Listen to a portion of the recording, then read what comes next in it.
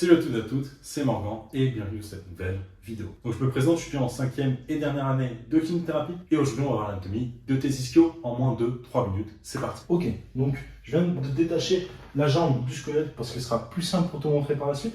Mais tout d'abord, on va voir les insertions et terminaisons pour ensuite voir les actions et ensuite comment mieux le travailler.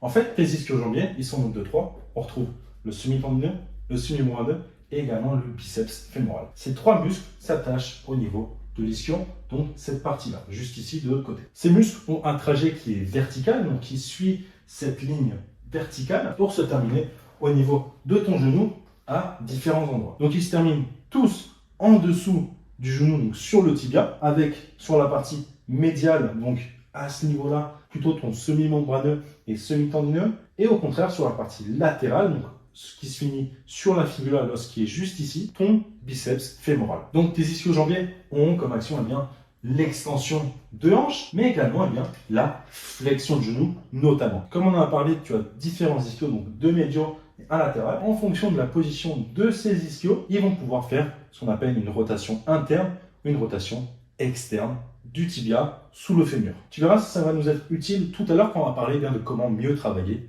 tes ischios et comment mieux les stimuler. Mais pour l'instant, pour travailler tes ischio-jambiers de façon optimale, il faut que tu utilises la relation tension-longueur. En utilisant cette relation avec tes ischio-jambiers, cela admet que lorsque tu vas venir étirer tes ischio-jambiers à la partie proximale, donc au niveau de ta hanche, tu vas venir les contracter au niveau de ton genou. Et inversement, lorsque tu vas venir les étirer au niveau du genou, tu vas venir les contracter au niveau de la hanche. Donc par exemple, un exercice où tu viens les contracter au niveau du genou, par exemple le leg curl, lorsque tu les contractes, et ce qu'il faudrait faire, c'est venir les étirer à la fois en proximal, donc au niveau de ta hanche. Donc par exemple, au leg curl, ce qu'il faudrait faire, c'est lorsque tu viens plier ton genou pour contracter au niveau distal, tu devrais te pencher vers l'avant pour prendre appui sur cette relation tension-longueur et garder justement une longueur adéquate pour avoir la meilleure tension et la meilleure stimulation possible. Ce serait du coup la même chose en venant étirer les ischio-jambiers au niveau du genou et en venant les contracter au niveau de la hanche. Et c'est déjà ce que tu fais probablement si tu fais du RDL.